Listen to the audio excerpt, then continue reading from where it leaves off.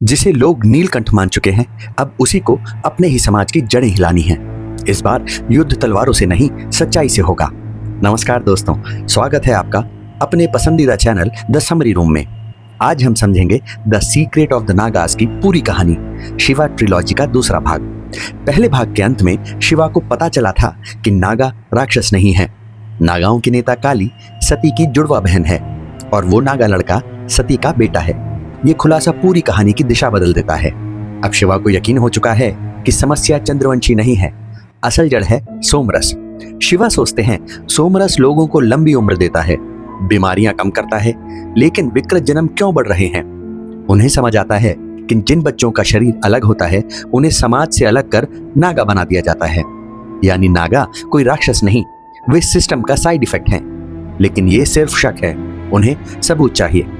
सच जानने के लिए शिवा चंद्रवंशी राजधानी ब्रह्मावर्त जाते हैं। मेलुहा ने उन्हें बताया था कि चंद्रवंशी असभ्य और बुरे हैं, लेकिन ब्रह्मावर्त पहुंचकर उन्हें कुछ और ही दिखता है। हाँ, वहां सख्त अनुशासन नहीं है, लेकिन लोग खुश हैं। समाज भावनाओं और कला को महत्व देता है। वहां उनकी मुलाकात होती है राजा दिलीप से। दिलीप शांत और समझदार शासक हैं। वो शिवा को सरस्वती नदी के सूखते हुए हिस्से दिखाते हैं।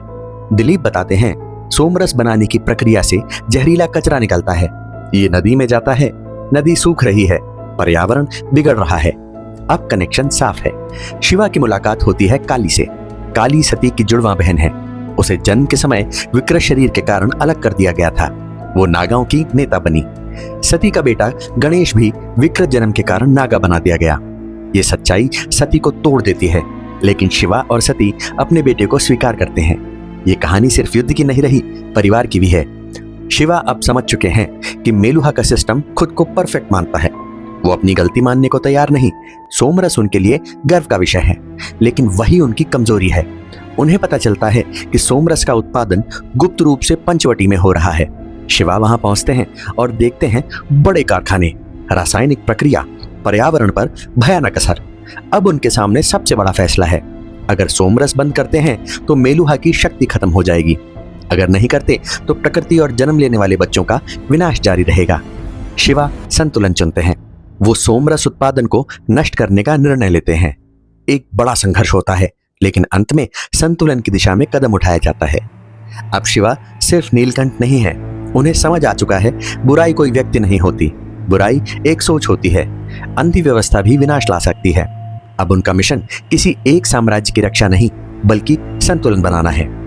कहानी के अंत में हालात पूरी तरह बदल चुके हैं। मेलुहा कमजोर हुआ है, नागाओं की सच्चाई सामने है और एक बड़ा भविष्य का संघर्ष तैयार हो चुका है।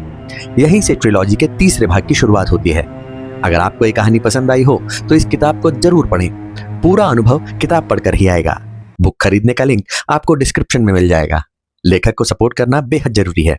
अगर आपको ये समरी पसंद आई हो तो वीडियो को लाइक करें, दोस्तों के साथ शेयर करें और ऐसी ही डिटेल्ड बुक समरीज के लिए द समरी रूम को सब्सक्राइब करना मत भूलिए। हम जल्द मिलेंगे तीसरे और आखिरी भाग के साथ। तब तक पढ़ते रहिए, सोचते रहिए और जुड़े रहिए द समरी रूम के साथ। धन्यवाद।